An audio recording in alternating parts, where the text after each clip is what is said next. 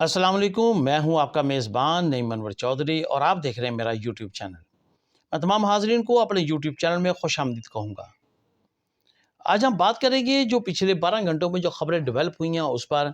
خبر یہ ہے کہ پی ٹی آئی تقسیم ہو گئی ہے۔ P T I Imran Khan کے ہاتھ سے ساری گیم نکل گئی ہے، حکومت ڈٹ گئی ہے۔ اب حکومت نے کسی بھی قسم کا مطالبہ تسلیم کرنے سے انکار کر دیا ہے۔ حکومت حوصلے میں آ گئی ہے۔ یہ سب کیا ہوا ہے اس پر آج ہم بات کریں گے۔ سب سے پہلے تو جن لوگوں نے میرے چینل کو سبسکرائب نہیں کیا وہ میرے چینل کو سبسکرائب کر لیں، بیل آئیکن کے بٹن کو ضرور دبائیں تاکہ میرا ہر نیا آنے والا ولاگ آپ تک فوری پہنچتا رہے۔ سب سے پہلے تو ہم بات کریں گے کہ پارٹی کیسے تقسیم ہو گئی ہے۔ اصل میں 15 اور 16 اکتوبر جو ہے وہ پاکستان میں سی او ہو رہی ہے، یعنی کہ شنگھائی 5 تنظیم تعاون تنظیم کا اجلاس ہو رہا ہے، جس میں پاکستان کا بہت زیادہ فائدہ ہے۔ پاکستان کے ساتھ بہت زیادہ ایگریمنٹ ہوں گے، چائنا کے ساتھ بہت سے ایگریمنٹ پاکستان کے ہوئے ہیں، جس میں گوادر پورٹ ہے اس کو جو توسیع دینی ہے اس پر، اور جو سی پیک ہے اس پر، اور اس کے علاوہ جو گوادر ہے وہاں پہ ایئرپورٹ جو ہے وہ چائنا کی طرف سے پاکستان کو گفٹ کیا جا رہا ہے۔ پاکستان کو انرجی کے مسائل ہے اس پہ بھی چائنا پاکستان کے ساتھ تعاون کر رہا ہے۔ پاکستان کو معاشی مسائل سے نکالنے کے لیے جو چائنا کے ساتھ بہت سارے ایگریمنٹ ہو رہے ہیں، سعودی عرب کے ساتھ ایگریمنٹ ہوئے ہیں، سعودی عرب کے ساتھ سرمایہ کاری کے ایگریمنٹ ہوئے ہیں۔ یہ بہت ایک لمبے عرصے کے بعد پاکستان کسی بڑی تنظیم کی جو میزبانی کر رہا ہے۔ یہ پاکستان کے لیے گولڈن چانس ہے۔ یہ پاکستان کی حکومت کسی بھی طور پہ اس کو جو ہے وہ ضائع نہیں کرنا چاہتی، اس سے فائدہ زیادہ سے زیادہ اس کا فائدہ اٹھانا چاہتی ہے۔ شنگھائی 5 تنظیم کے ساتھ اپنے کاروباری روابط بڑھانا چاہتی ہے۔ نواز شریف نے جو اہم اعلان کیا ہے، نواز شریف نے جو اہم دعوت دی ہے وہ نریندر مودی کو دی ہے تاکہ وہ بھی پاکستان میں تشریف لائیں، تاکہ پاکستان اور انڈیا کے درمیان جو مسائل ہیں اس پر بھی بات کی جا سکے۔ پاکستان اور انڈیا کے درمیان میں جو دیواریں کھڑی ہیں ان دیواروں کو گرایا جا سکے۔ پاکستان معاشرے جو اپنے جغرافیائی حدود ہے اس کا زیادہ سے زیادہ پاکستان فائدہ اٹھا سکے۔ اور جو پی ٹی آئی ہے وہ چاہتی ہے کہ اس موقع پہ آ کے احتجاج کیا جائے، اور جتنے لوگ آئے ہوئے ہیں، جتنے سربراہان مملکت آئے ہیں، وہ ہمیں دیکھیں کہ ہم کیسے جوتوں میں ہماری دال بن رہی ہے، اور وہ یہاں پہ آ کے سرمایہ کاری نہ کریں۔ دوسرے لفظوں میں یہ کہا جا سکتا ہے کہ یہ پاکستان دشمنی پر مبنی یہ جو کال ہے، یہ پاکستان کے ساتھ دشمنی ہے۔ یہ کوئی جو مہمان ہے یہ شہباز شریف یا نواز شریف یا پیپلز پارٹی کے خاندان کے نہیں آ رہے، یہ بلکہ پاکستان کے ساتھ آ رہے ہیں۔ اس کا فائدہ پاکستان کو ہوگا، نہ کہ اس کا فائدہ شریف فیملی کو ہوگا یا پھر جو بھٹو فیملی کو اس کا فائدہ ہوگا۔ کسی کو اس کا فائدہ نہیں ہوگا، اس کا فائدہ پاکستان کو ہوگا، پاکستان کی عوام کو ہوگا۔ اگر یہ ناکام ہوتی ہے تو اس کا نقصان بھی پاکستان کی عوام اور پاکستان کو ہوگا۔ دنیا میں اگر سافٹ امیج پاکستان کا جاتا ہے تو وہ پاکستان کی عوام کا جاتا ہے، نہ کہ نواز شریف اور شہباز شریف کا جائے گا۔ یہ بات اب عوام بھی سمجھ گئی ہے، عوام کی بھی سمجھ میں آ گئی ہے۔ جو بڑے بڑے پڑھے لکھے لوگ جو تھے، جو پروفیسر حضرات تھے، جو انجینئر تھے، جو بڑے بڑے دماغ تھے، جو عمران خان کو جو ہے وہ سپورٹ کرتے تھے، انہوں نے بھی اس کی مخالفت کر دی ہے۔ پی ٹی آئی کے اپنے رہنما جو سمجھدار رہنما ہے، جس طرح اسد کیسر ہے، گنڈا پور صاحب ہیں، عمر ایوب ہے، بیرسٹر گوہر ہیں، یہ جتنے یہ لوگ ہیں، یہ جو سمجھدار ہیں، جو سیاست کے اندر ان ہے، جو پرانے سیاستدان ہیں، وہ بھی اس بات کو سمجھتے ہیں کہ اگر اس موقع پر ہم احتجاج کریں گے تو پاکستان کا امیج خراب جائے گا دنیا میں، اور اس کا پاکستان کو نقصان ہوگا۔ لیکن بھائیان جو عمران خان صاحب ہے ان کا حکم ہے کہ یہ احتجاج کیا جائے، لیکن یہ پارٹی کے جو اہم کردہ درتا لوگ ہیں انہوں نے اس پر معذرت کر لی ہے۔ گنڈا پور صاحب نے تو بالکل صاف انکار کر دیا، انہوں نے کہا کہ بالکل کسی قسم کا میں کوئی ایسا اجلاس لے کے نہیں جاؤں گا، ایسا جلوس لے کے نہیں جاؤں گا، ایسی کوئی ریلی لے کے نہیں جاؤں گا جو ڈی چوک میں جا کے احتجاج کرے اس موقع پر۔ اگر احتجاج کر رہی ہیں تو اس موقع کے بعد احتجاج کر لیا جائے، اس کے بعد ڈی چوک میں کر لیا جائے۔ لیکن عمران خان صاحب کو ساتھ بھائیان وہ پچھلے جو ہیں، وہ جو اس کے جنہوں نے ان کو پالا پوسا بڑا کیا، جو اس پر انویسٹمنٹ کر رہے ہیں اربوں ڈالر کی، ان کی طرف سے حکم ہے کہ آپ اس موقع کو ناکام بنائیں۔ آپ نے دیکھا ہوگا کہ جب 2014 میں جب پاکستان کے ساتھ سی پیک جب معاہدہ ہونے جا رہا تھا، اس وقت بھی بھائی صاحب نے اسی طرح ایک ایجیٹیشن پیدا کر کے اور اس جو ہے نا اس کو کھٹائی میں ڈال دیا تھا، اور پھر وہ 1 سال بعد جا کے وہ معاہدہ ہوا تھا، اس کا بھی پاکستان کو بہت نقصان ہوا۔ دراصل امریکہ کسی صورت نہیں چاہتا کہ پاکستان اور چائنا وہ قریب ہیں، پاکستان اور چائنا کے درمیان جو روابط بڑھیں۔ جو اب امریکہ جو ہے وہ مرا جا رہا ہے، اس نے دونوں ایوانوں میں جو ہے وہ ایک قرارداد پاس کیا کہ عمران خان کو رہا کیا جائے، عمران خان کو، ہائے ہائے عمران خان مر گیا، ہائے ہائے عمران خان مر گیا۔ اب آپ بتائیں وہ کہاں گیا ایبسولوٹلی ناٹ والا وہ جو بیانیہ تھا؟ وہ دراصل وہ سب ہمارے درمیان ایک نورا کشتی تھی، ہمیں وہ دکھانے کے لیے، عوام کو بیوقوف بنانے کے لیے وہ ایک نورا کشتی تھی۔ یہ ساری چیزیں اب عوام کی سمجھ میں آنا شروع ہو گئی ہیں، عوام سمجھ چکی ہے۔ ڈی چوک میں عوام بھی آنے کو تیار نہیں ہے کہ یہ تو روز کی بات بن گئی ہے کہ روز کون اپنے بچوں کو بھیجے وہاں جا کے وہ جو جیلوں میں جائیں، اور یہ لیڈران جو ہوتے ہیں یہ آرام سے وہاں سے کھس کے جاتے ہیں۔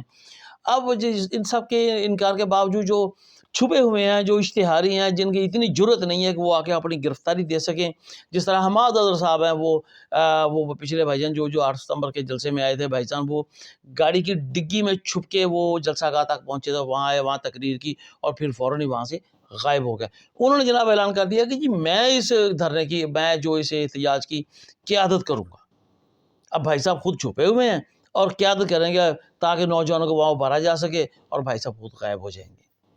یہ کیا ڈرامہ ہے؟ یہ عوام اب سمجھنا شروع ہو گئی ہے، عوام نے بھی باہر نکلنے سے انکار کر دیا ہے۔ آپ دیکھتے ہیں آج 15 ستمبر ہے، لیکن ابھی تک میں اپنا ولاگ آپ کو ریکارڈ کروا رہا ہوں، اس وقت تک ڈی چوک میں کسی قسم کا کوئی معاملہ نہیں ہے۔ وہاں فوج کا کنٹرول ہے، فوج اور رینجر نے وہاں ایف سی نے وہاں پہ جو کنٹرول سنبھالا ہوا ہے، کسی قسم کا کوئی احتجاج نہیں ہو رہا، ابھی تک کوئی نوجوان وہاں نہیں پہنچا، کوئی معاملہ نہیں ہوا۔ سب کو پتہ ہے کہ یہ پاکستان کا نقصان ہے۔ نوجوان آفٹر آل پاکستانی ہیں، وہ پاکستان سے محبت کرتے ہیں، وہ کبھی بھی اس طرح کی کال آف جو ہے وہ اس کی کال پہ وہ نہیں آئیں گے۔ نفرت کی سیاست کا ایک ٹائم تھا جو عمران خان نے کی ہے۔ عمران خان نے پاکستان میں نفرت کی سیاست کو فروغ دیا ہے، اس کا ایک ٹائم ہوتا ہے۔ اس نے جو 8-10 سال 12 سال جو تھے وہ اس نے نفرت کی سیاست کٹ کے کی ہے، لیکن اب نفرت کی سیاست ختم ہونے جا رہی ہے۔ وہ عوام کو بھی سمجھ آ گئی ہے کہ نفرت کی سیاست سے ملک کو نقصان ہوتا ہے۔ اب جو ہے وہ 15 اکتوبر کا جو احتجاج ہے وہ تو اس کو تقریباً آپ ختم ہی سمجھیں، وہ کوئی احتجاج نہیں ہونے جا رہا، اور حکومت کیسے ڈٹ گئی ہے۔ اب جو ہے وہ اچانک کہہ رہے ہیں جی کہ عمران خان صاحب کی طبیعت بہت خراب ہے، عمران خان صاحب کے ساتھ ہماری ملاقات کروائی جائے۔ دراصل انہیں بتایا کس نے ہے کہ عمران خان کی طبیعت خراب ہے؟ کیونکہ ملاقات تو ہو نہیں رہی، کسی کی ملاقات نہیں ہوئی، کوئی رابطہ نہیں ہے، کسی پارٹی رہنماؤں کا نہیں ہے، کسی لیگل ٹیم کے کسی وکلا کا نہیں ہے رابطہ، کسی قسم کا بھی رابطہ عمران خان صاحب کے ساتھ نہیں ہے۔ تو پھر اچانک انہیں پتہ کیسے چل گیا کہ یہ عمران خان صاحب کی جو طبیعت جو ہے وہ خراب ہو گئی ہے؟ اگر اس کے آپ پیچھے جائیں، اس کو پیچھے جائیں تو اس کے بارے میں آپ جا کے اب دیکھیں گے کہ دراصل وہ عمران خان صاحب سے نئی انسٹرکشن لینا چاہتے ہیں ملاقات کر کے۔ کوئی عمران خان کی طبیعت خراب نہیں ہے، وہاں جو جیل حکام ہے انہوں نے باقاعدہ طور پر انہوں نے بتا دیا کہ عمران خان صاحب بالکل ٹھیک ہے، کوئی معاملہ نہیں ہے۔ جیل کے اندر ڈاکٹر ہوتے ہیں، جیل کے اندر جو ہے وہ عملہ ہوتا ہے، وہ دیکھتا ہے، اور ان کی ذمہ داری ہوتی ہے ہر طرح سے اگر کسی بھی قسم کا کوئی نقصان ہوگا تو پھر بھائیان وہ جیل عملے کے خلاف ہی کارروائی ہوگی، اور وہ جو ایف آئی آر ہوتی ہے وہ اتنی سخت ہوتی ہے کہ اس میں بری شری نہیں ہوا جا سکتا، اس میں پھر سزا ہی ہوتی ہے، اور اس کا جیل عملے کو بھی بخوبی علم ہے۔ عمران خان صاحب کو کسی قسم کی کوئی تکلیف نہیں ہے، لیکن یہ ملنا اس لیے چاہ رہے ہیں تاکہ عمران خان سے مل کے اس وقت کی جو صورتحال ہے اس پر تبصرہ کیا جا سکے، ان سے نئی ہدایات لی جا سکیں یا انہیں سمجھایا جا سکے۔ دراصل وہ اس لیے ملنا چاہتے ہیں۔ حکومت نے حالانکہ یہ اگر مل بھی لیں تو ایسا کوئی ایشو نہیں ہے، حکومت ملا بھی سکتی ہے، لیکن حکومت نے بھی اب فیصلہ کر لیا ہے کہ ان کا کسی قسم کا کوئی جو ہے وہ مطالبہ نہیں ماننا، کیونکہ اگر وہ مطالبہ انہوں نے مان لیا تو پھر ابھی یہ ٹرولنگ شروع ہو جائے گی سوشل میڈیا پہ، دیکھو جی حکومت نے گھٹنے ٹیک دیے، حکومت لیٹ گئی ہے، حکومت ڈر گئی ہے، تو یہ اس طرح کا ایک بیانیہ بن کے جو ہے وہ سوشل میڈیا پہ گردش کرنا شروع کر دے گا۔ بہرحال وہ بھی ایک پرانے سیاستدان ہیں، وہ بھی اسی دھرتی کے رہنے والے ہیں، وہ بھی اسی مائنڈ کو سمجھتے ہیں، انہیں بھی بتایا کہ یہ سارے معاملات اس طرح آئیں گے. پھر انہوں نے حکومت نے جو ہے وہ اب جو بلیک میل ہو کے جو بات وہ ماننے سے انکار کر دیا ہے.